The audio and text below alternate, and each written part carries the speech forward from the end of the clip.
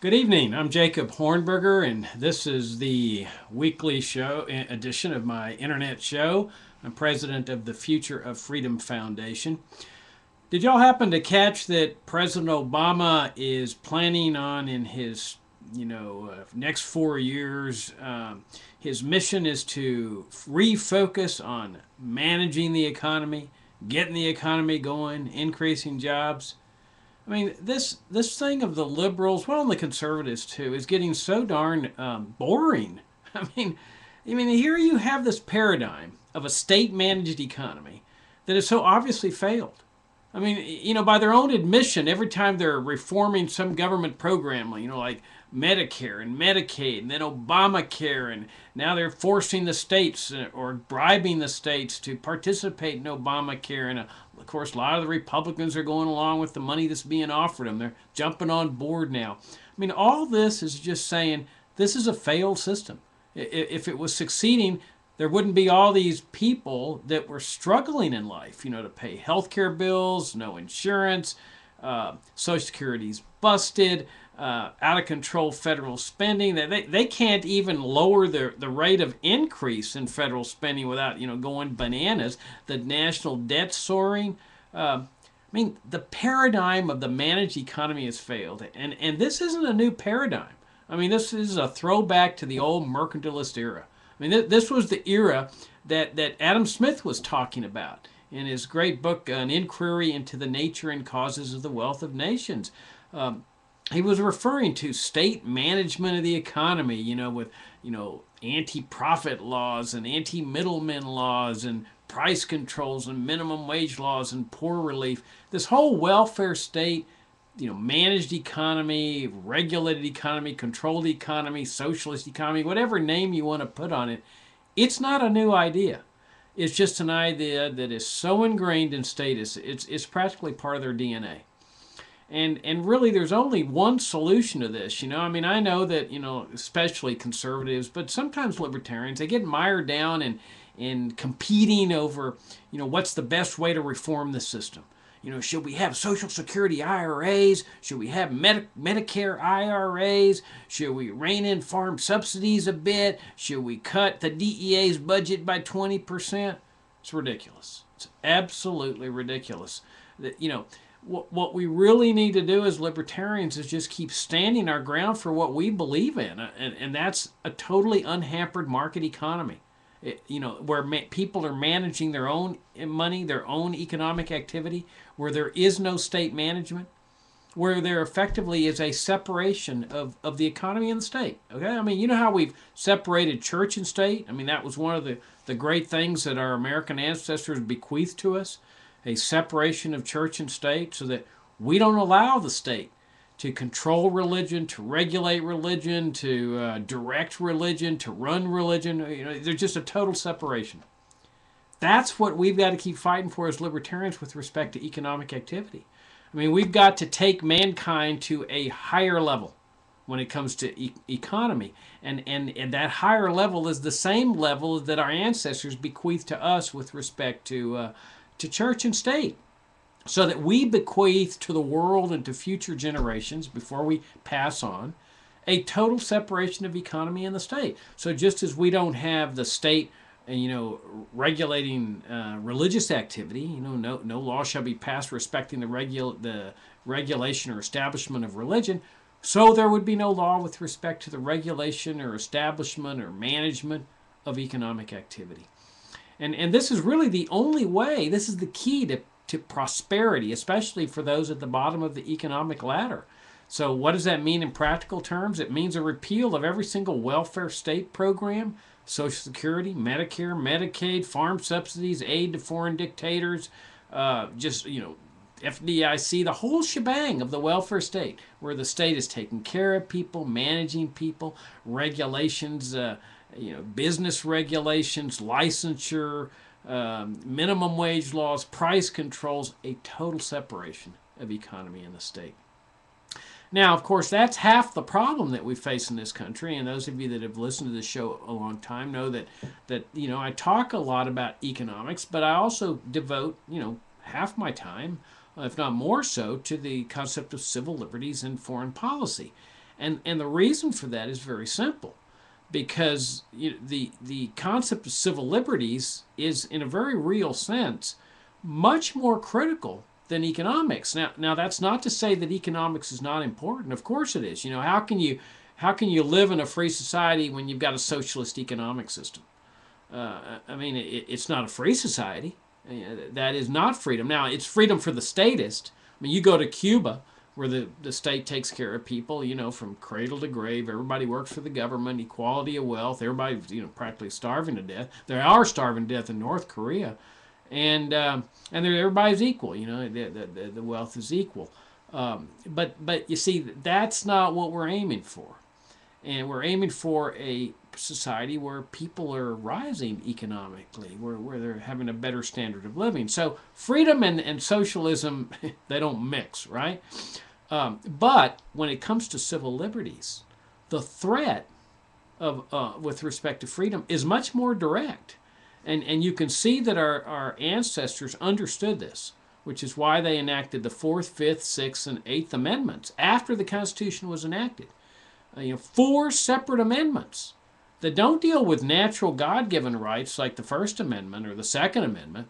What they deal with is the procedural protections, and some would say substantive protections, that are involved when the state wants to do bad things to you. And notice that in those amendments, that they're not talking about citizens. They're talking about anybody. That whenever the state wants to do bad things to people, it has to go through certain procedures. Now, there's a great op-ed in the Washington Post today. I highly recommend it. We're going to link to it tomorrow in our FFF Daily, which, of course, if you're not subscribing to, you need to subscribe, because it's a great, fantastic daily publication. We send it out 6 days a week. And we bring you the best libertarian articles, not only originals from the Future of Freedom Foundation, but also from the articles that we're finding on the internet every day that are libertarian in nature. It doesn't mean that the authors are libertarian, but we want to show you that there's some really great libertarian ideas that are appearing, in mainstream papers across the country and in different parts of the world too. In other words, we're making progress with respect to our ideas and our philosophy, and that counts. Now, there's a great article by David Cole in the Washington Post. He's, I think, professor at Georgetown Law School, and he writes for The Nation, and he says, look, President Obama, you're out assassinating people. We all know that. But why don't you just come forward and admit that you've killed these people? I mean, what's the point of keeping it all secret? Now, we all know that Obama's keeping his legal memos, whatever those are, that supposedly set forth the standards by which he is choosing people to assassinate, that he's keeping all those secret. But what's really fascinating, what Cole is pointing out, is that the president doesn't even want to acknowledge that he assassinated, say, an American, Anwar al-Awlaki. I mean, and what Cole is saying is, hey, look, Mr. President, you need to come forward. Whether the memos are going to be released or not is one thing, whether you should show the standards or not. But why can't you just be honest with Americans? Just admit that openly that you've assassinated an American citizen. Why are you trying to hide that? I mean, why stay silent about that? I mean, do we really want a government? Is that a free society where a government can go and secretly disappear people, disappear citizens and foreigners alike? But here we're talking about citizens. Disappear them. Just assassinate them. And where the ruler says, we're not going to talk about it. We're just not going to acknowledge it. Well, we've assassinated this person or that person. We just, lips are sealed. And so we're all over here discussing this thing, but the president is sitting there silent and says, I'm not even going to admit or deny it.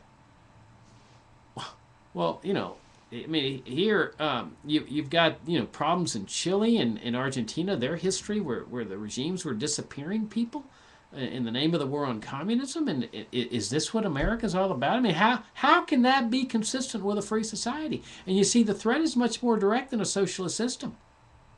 Because in a socialist system, okay, yeah, they can nationalize wealth, they can They can, take away your property. They can nationalize property. They can nationalize gold, like they did in the 30s, or they can nationalize everything, like North Korea has. But at least you're still alive. With the power to assassinate, that's it. You're done.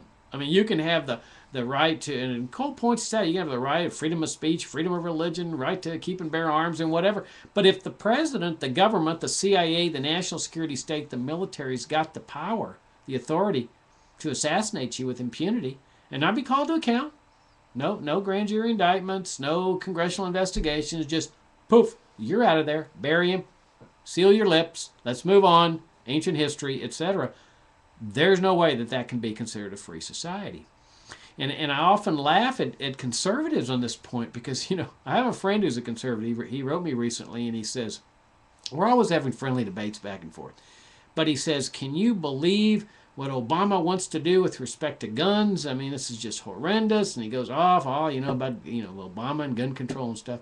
And then he proceeds to tell me in the same email how important it is that the president have this power to assassinate. And I'm there looking like, standard disconnect for a conservative. I mean, standard. It's just so weird how their mind works. So all I did is I wrote back and I said, oh, so we want the president, we don't want the president to take our guns, but we want the president to be able to assassinate us. He didn't respond. I mean, it's crazy.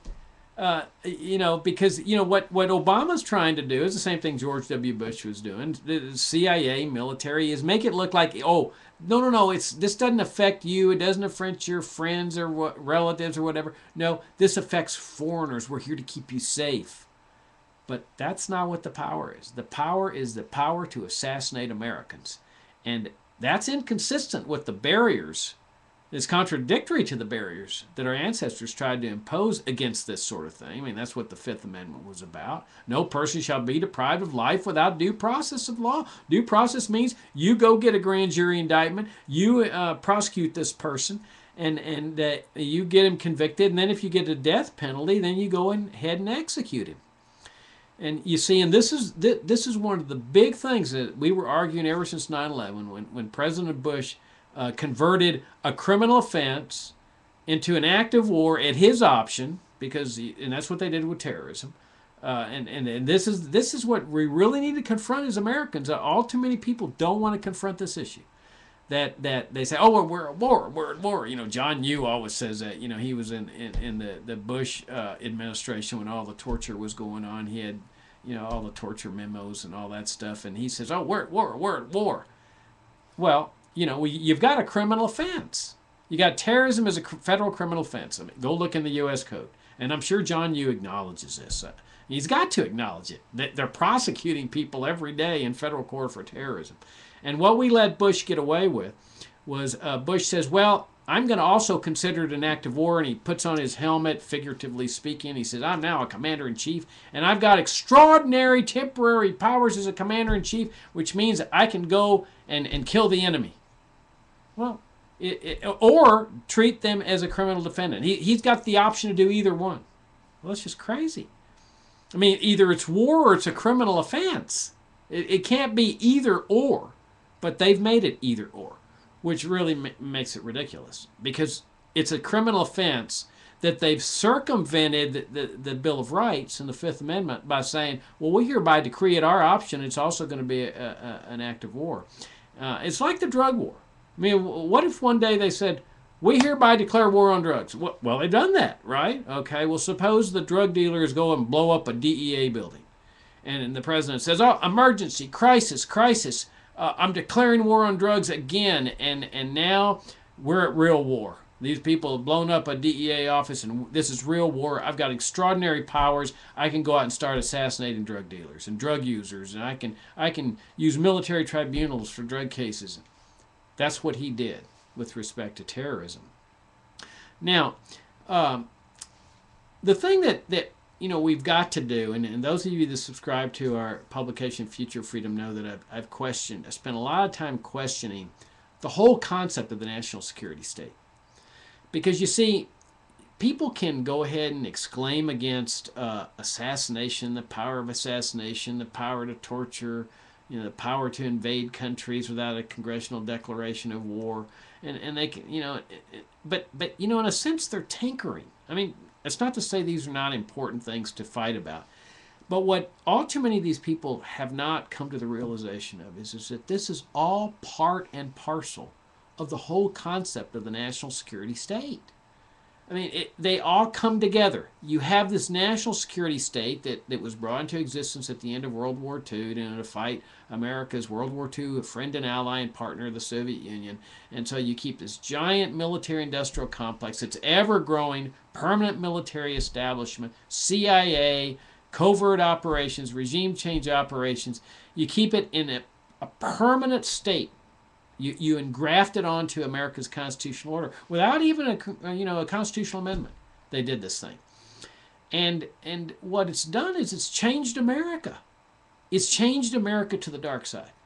I mean, it ended up where we ended up much like the regimes that we were supposed to be opposing. I mean, power of torture, power of assassination, power of indefinite detention. These are all hallmarks of totalitarian, autocratic regimes, dictatorial regimes. Now, Americans say, well, no, Jacob, wait a minute. We've got a president who's democratically elected. But that's not the test of a free society. The test of a free society is not only whether people are democratically elected who are serving in the government. It's what their powers are once they get into the government. And this is what the national security state has done. Now, people can say, oh, no, Jacob, this all came into existence after 9/11. Nonsense. This has been going on a long time.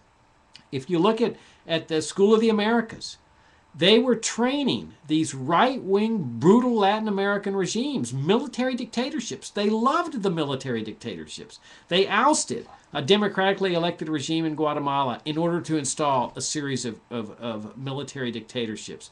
And they love dictatorships. It's the same thing they did in Iran in '53. That's why there's so many problems with Iran today, because they ousted the democratic elected prime minister and put in the Shah of Iran, a supreme dictator. The CIA trains his CIA how to torture people, and they end up torturing the Iranian people. And that was the reason for the '79 revolution. It's the reason there's so much animosity today. But yeah, they love these military dictatorships. They've installed them, and in fact, those military dictatorships were out there torturing people, assassinating people, executing people. Look at the whole history of Guatemala, or El Salvador. Look at Chile, where the after the CIA stirred up everything economically there, like they had done in other countries. For the purpose of establishing a military dictatorship, and then, Pinochet goes in there and disappears, assassinates, whatever word, executes, tortures, rapes, some 3,000 people, but no, that's how many he killed. He rounded up 40,000 with the full support of the U.S. national security state. They thought it was wonderful what he was doing. And in fact, you had, I blogged on this last week, I think it was last Friday, and I wish you'd take a look at the article if you didn't see it, because it's important. It's one of the watershed things in American history. The CIA, the military, the national security state participated in the execution of an American named Charles Horman. And the indications are that they also helped murder another young American, a man named Frank Tarugi. And nothing's ever been done about this. I mean, this is a watershed event because it showed the CIA and the military that they could assassinate or execute Americans with impunity. When the Horman family filed suit, the federal courts rolled over. They became as submissive as the federal courts in Chile were doing under Pinochet. They said, we can't touch this. National security, national security. They covered up the intelligence involvement in these murders until President Clinton ordered them to declassify the documents. I mean, it's horrendous what they did. And they had torture manuals at the School of the Americas where they were actually teaching the students the art of torture. You've got all the stuff that's going on in Vietnam, Operation Phoenix. Look at Nick Terce's book, his new book, Kill Anything That Moves. That's the title of it. It's a mind blower about what they were doing in Vietnam with torture and assassination, organized programs. I mean, it's just absolutely horrendous. But what my point is that this is all part and parcel of the national security state. And my hunch is the reason that people don't want to face this thing is because they think that life can't exist without a national security state. They're too frightened. We've all been born and raised in this thing, like we have with the welfare state. Oh my gosh, what would happen if Social Security and Medicare didn't exist, and farm subsidies, and the dictators quake around the world at the thought that their foreign aid might not be coming in. Um, Everything would be great. I mean, the human beings are resilient creatures. God has created resilient creatures. You could do away with the welfare state. But what about the warfare state, Jacob? Oh my gosh, the communists will take over America, or the illegal aliens, or the drug dealers. And, well, it's ridiculous. In fact, the whole national security state was brought into existence because the justification was the Cold War, right? Well, the Cold War ended. And notice it's still here. The vast military that they sit there and say, national security is at stake if we reduce the rate of government spending through the sequestration by 10%. You notice that they're not cutting government spending with this thing. They're cutting the rate of increase. Government spending continues to increase from 2012 to 2013 to 2014, and they're over there crying.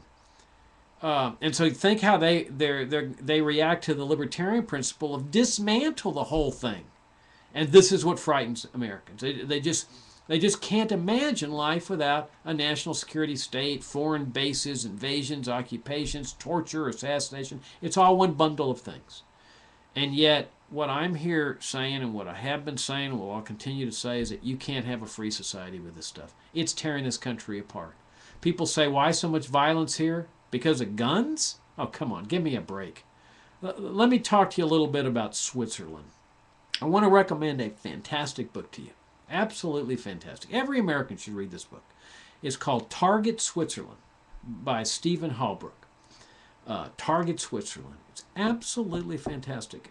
How many Americans know that Switzerland was really a model that our founding fathers pointed to when they established America? I would say very few. I didn't know it till I read Target Switzerland.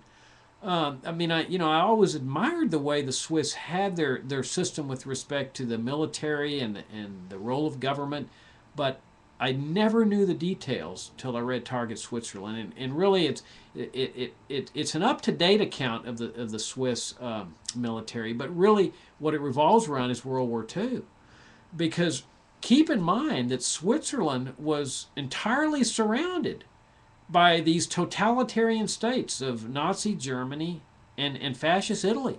And especially when Germany, sweeps in and takes over France, I mean, they're just entirely surrounded, this landlocked nation. And they said, we are going to maintain our neutrality. Now, we know that there's other countries that tried to be neutral, Belgium and others, that were just flattened by the Nazis. But they never invaded Switzerland. Okay, why? Well, that's why you got to read Target Switzerland. It's absolutely fascinating, a detailed explanation for it. They have no national security state. All right, no vast military-industrial complex.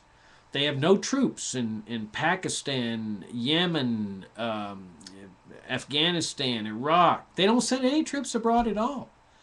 They don't have military bases overseas. Now, notice something else. They don't have any war on terrorism. Isn't that fascinating? No war on terrorism. You see, and this goes to what we've been saying, we libertarians have been saying ever since 9/11 and before 9/11. The reason the U.S. has a problem with terrorism is because the national security state is over there, killing people, torturing people, humiliating people. In other words, those people over there that are resisting the national security state, all they want is for the national security state to leave their part of the world. That's all it is. They don't want to conquer America. They don't want to take over the interstate highway system. They don't want to run the IRS. They're not sending armies over here to invade America. They're angry. They want the U.S. national security state out of their countries. And the U.S. national security state is saying, tough luck. We are going to stay in your countries. We're going to dictate what's going on over here. We're going to tell you who your rulers are going to be. We're going to affect regime change. We're in charge. We're the U.S. military. We're the CIA. We're the national security state. And that's what all this fight's all about. Because if you look at Switzerland, no war on terrorism. Okay? Because they're not doing all that stuff that the national security state is doing. All right, they don't have a vast military establishment. They have a core military unit. I think it's, I may be wrong, but I think it's like 100,000 men. But the entire nation, now they have conscription, which of course no libertarian could ever support, but they don't need it. You know, they depend on it, but they don't need it. But every guy from, I don't know, 18 to 30, I think, somewhere in there, serves in the military. And everybody's armed. The whole nation is armed. Okay, there's no gun control. It's one of the most armed, I think it's the most armed, maybe second only to the U.S., not sure. But everybody's armed. And the guys that are in the military, and I assume the women too, I'm not sure, they take their assault rifles home. They're military-issued assault rifles so that everybody's prepared on a moment's notice in case there's a threat of an invasion, of an attack. And that's what they were ready and able to do in World War II. Now, they had called up, they had mobilized people, and they had them on the borders and so forth. That they had an armed neutrality that any nation that invaded or crossed their country or whatever, they would go to war with. And to defend their country. Now, this is true national defense. This is not going in Yemen and assassinating people and Pakistan and assassinating people. This is, we are going to defend our country if you invade us. And there was no surrender. And that made it clear that the head of the armed forces during World War II said this country will never surrender. And if you get any rumors, if we go to war against Germany or anyone else that Switzerland's surrendering, it's enemy propaganda, because there ain't no surrender. And no soldier could surrender. In fact, some of the junior officers got together and in coalitions, and they made it clear to the senior officers that if their senior officers even hinted at surrender, or that they lay down their arms and surrender, they'd kill them and elevate another officer. The nation was, everybody was going to die if that was the case, but nobody dared. Fascist Italy, Nazi Germany, I mean, they outnumbered them unbelievably in troops. They wouldn't dare invade. Because in Switzerland, there's this gun culture. Everybody shoots. Everybody knows how to shoot. They have gun celebrations, national gun shooting contests. Everybody's out on weekends shooting guns. Everybody knows how to shoot a gun. Everybody's armed. When the guys get out of the military, I'm not sure they're allowed to keep their assault rifles. At the very minimum, they can keep assault rifles that are on semi-automatic, like the kinds here. But everybody's got, from 20 to 30 that's in the military's got their guns. So nobody dares jack with the Swiss. And that's why Germany and Italy wouldn't touch them. Not because, they respect neutrality. And so they needed Switzerland to be able to coordinate troop movements and arms movements between Italy and Germany, to coordinate the attack on France. They needed Switzerland. They hated Switzerland. And that comes across loud and clear in this book. But it was an armed neutrality. Notice that, you may have the occasional gun massacre in Switzerland. So rare, though. It's that you've got this gun culture, a peaceful society. We don't agree with their welfare state. But what I'm saying is you can have a society with no great big standing military, where you got citizen soldiers that are well trained, people ready at a moment's notice to join up if the need be. And we all know that need doesn't exist here in the United States. I mean, if Nazi Germany and Fascist Italy was scared to invade Switzerland, which was right next door, under what threat is the United States from a military attack? Everybody's broker than the U.S. is. There's absolutely no threat of an invasion. I mean, do you know what it would take supply lines to cross one or either one of the oceans? I mean, it's impossible to invade. And then, of course, they'd have all the American men and women that are armed to deal with, guerrilla attacks and ambushes. I mean, there is no possibility of an invasion and occupation of the United States. And we ought to be taking advantage of this. But my point about target Switzerland is that They point the way. They pointed the way to our founding fathers, to our ancestors, that this is your ideal, where you have true national defense, not empire, not interventionism like the national security state has brought us, not the enormous expense of a huge standing military establishment, citizen soldiers that have their regular jobs but are ready to be called up, well trained, and then an entire nation of other people, regular civilians, that are ready with guns and well training and good training and so forth. So I highly recommend that. Target Switzerland. We can do something in this country. You know, we can reach this higher level. We can show the world the higher vision of libertarianism, and hopefully we can lead the world to this higher vision. And so that we don't remain mired in trying to reform this or reform that. Now, you know, it's important to make life better on the plantation, so to speak. Yeah, I'm not going to argue with that. But we libertarians, it is incumbent on us to continue fighting for the higher principle. On the economic side, a separation of welfare in the state, charity in the state, economy in the state, and on the warfare side, a limited government constitutional republic in which the state exists to defend America against the unlikely event of a military attack, and relying on a huge base of well-armed, well-trained citizen soldiers. That's the show. Thanks for listening in, and see you next week.